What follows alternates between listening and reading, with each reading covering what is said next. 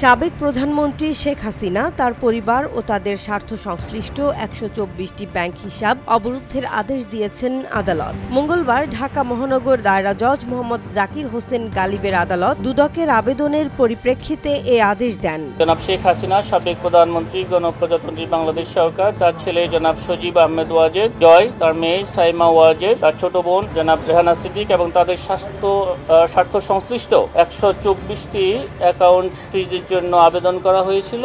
একই সঙ্গে সজীব ওয়াজেদ জয় ও সাইমা ওয়াজেদ, শেখ রেহানা, রাদওয়ান মুজিব সিদ্দিকের স্থাবর সম্পদ ক্রয়ের আদেশ দিয়েছেন আদালত। দুদকের জনসংযোগ কর্মকর্তা আক্তারুল ইসলাম এ তথ্য জানিয়েছেন। তাদের বিরুদ্ধে আরও একটি সম্পদ জব্দের ব্যাপারেও একটি আবেদন ছিল এবং সেই আবেদনও বিজ্ঞ আদালত কর্তৃক গৃহীত হয়েছে।